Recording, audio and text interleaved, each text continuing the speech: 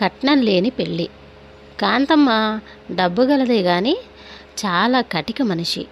Note దురుసు. భర్త లేడు. ఒకే ఒక్క కొడుకు రాముడు. తల్లి స్వభావాన్ని పూర్తిగా వ్యతిరేకి. అందగడు కూడా. అయితే ఏ విషయంలోనూ తల్లికి ఎదురు చెప్పే ధైర్యం లేదు. రాముడంటే ముచ్చట వేసి గ్రామంలో చాలామంది అతనికి పిల్లనిస్తామని వచ్చేవారు. 25,000 కట్నం అడిగింది కాంతమ్మ. అంత ఎత్తు తోగలేని వాళ్ళు తాము విరమించుకోవటంతో సరిపెట్టుకోక పొరుగురి నుంచి వచ్చే సంబంధాలను ఊళ్ళోకి అడుగు పెట్టకుండా కాంతమ్మ మీద దుష్ప్రచారం చేసి పగ తీర్చుకున్నారు. అనుమానం వచ్చే కాంతమ్మ, ఒరే రాముడు, ఈ మధ్య ఒక్క సంబంధము రావటం లేదు, ఊళ్ళో వాళ్ళు చెడగొడుతున్నారా ఏమో అన్నది. రాముడు ధైర్యం చేసి, అంత కట్నం అడిగితే ఊళ్ళో వాళ్ళు శత్రువులు అయ్యారేమో, అంతా ఏకమైతే మన పని ఏం కాను అన్నాడు. కాంతమ్మ ఆలోచనలో పడి, అలాగైతే ఈసారి వచ్చిన వాళ్లను ఒక్క పైసా కట్నం అడగను, అసలు కట్నం అక్కర్లేదని చెబుతాను అన్నది. రాముడు చాలా సంతోషించాడు. పొరుగు గ్రామంలో కుటుంబయ్యకు 6 ఆడ సంతానం. అందరిలోకి ఆఖరు సీత, చక్కని చుక్క.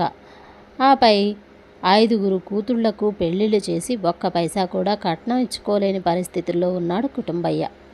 సీత చక్కదనం చూసి ఎవరో ఒకరు కట్నం లేకుండా చేసుకోపోతారా అని అతని ఆశ. కానీ ఆ ఆశ తీరేలా కనిపించడం లేదు. కట్నం రాదని తెలియగానే వచ్చిన సంబంధాలు కొన్ని వెనక్కు తగ్గాయి. సీత పెళ్ళి ఎలాగా అని దిగులు పడుతున్న కుటుంబయ్యకు కాంతమ్మ కొడుకు సంబంధం గురించి తెలిసింది. అతను కాంతమ్మను, కొడుకును పెళ్లి చూపులకు ఆహ్వానించాడు. ఇద్దరు వచ్చి పిల్లను చూశారు. రాముడికి సీత బాగా నచ్చి ఆ పిల్ల తనకు దక్కితే అదే 10,000 అనుకున్నాడు.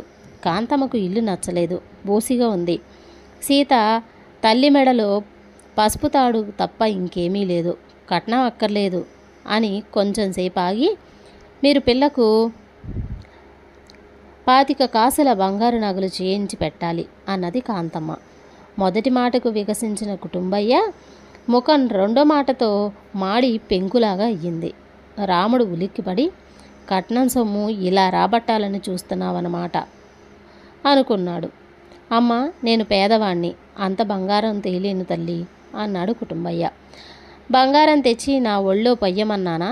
పిల్ల వంటి మీదనే కదా వెయ్యమన్నాను, ఆలోచించుకోండి అంటూ కాంతమ్మ కొడుకుని లేపుకొని బయటికి నడిచింది.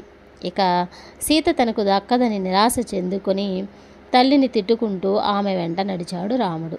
జరిగిన సంగతి తెలిసి సీత అక్కలు తమ నగలన్నీ సీతకు పెట్టి పెళ్లి చేసేసి తర్వాత కాంతమ్మకు ఎలాగో సర్ది చెప్దామని తండ్రికి సలహా ఇచ్చారు.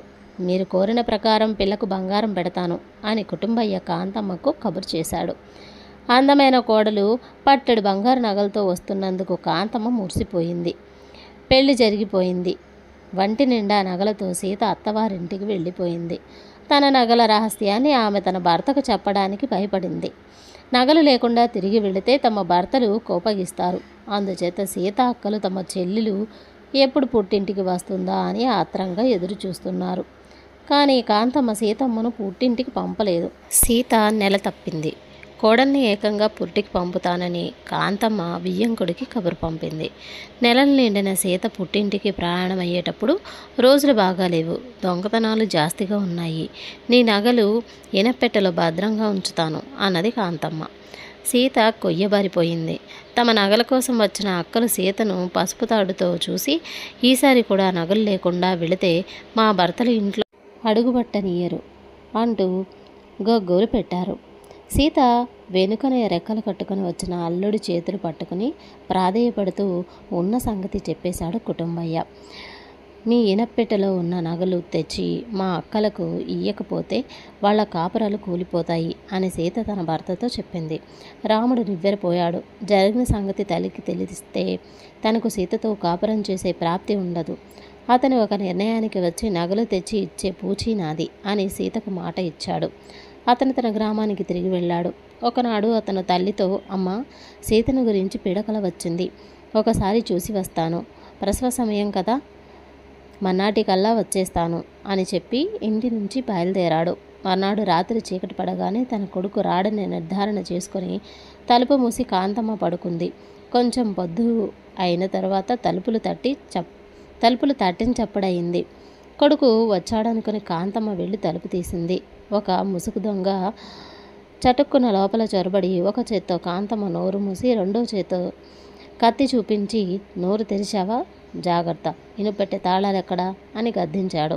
కాంతమ్మ గడగడలాడుతూ తాళాలిచ్చింది. దొంగ కాంతమ్మ కాళ్ళు చేతులు కట్టేసి ఇనపెట్టె తెరిచి నగలు తీసుకుని పారిపోయాడు. మరికొంతసేపటికి తలుపు వేసుకోలేదా అమ్మా అంటూ లోపలికి వచ్చిన రాముడు తల్లిని చూసి లబలబలాడుతూ ఆమె కట్లు విప్పాడు. తలుపు చప్పుడైతే నువ్వేమో అని తలుపు తీశాన్రా నాయన. దొంగ చచ్చినాడు. కత్తి చూపించి ఇనపెట్టె అంతా దోచుకుపోయాడు. నన్ను కట్టి పడేశాడు అని కాంతమ్మ వాపోయింది. రోజులు మంచివి కావు, ఎవరో తెలియకుండా తలుపు తీస్తారా అంటూ రాముడు ఇనపెట్టె సరుగులన్నీ గాలించి, ఇంకా నయం, నీ నగలు పోలేదు, సీతవే పోయాయి. సీత నగలు పెట్టుకుని పుట్టింటికి వెళ్ళినా బాగుండేది.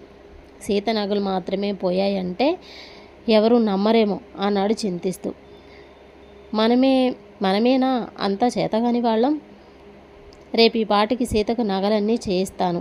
అవి దొంగలు ఎత్తుకుపోయినట్టు ఎవరికీ తెలియనవసరం లేదు అన్నది కాంతమ్మ పౌరుషంగా. సీత కొడుకును కన్నది. బారసాల నాడు అత్తగారు కోడలి వంటి నిండా బంగారు నగలు వేసింది. కథ సమాప్తం.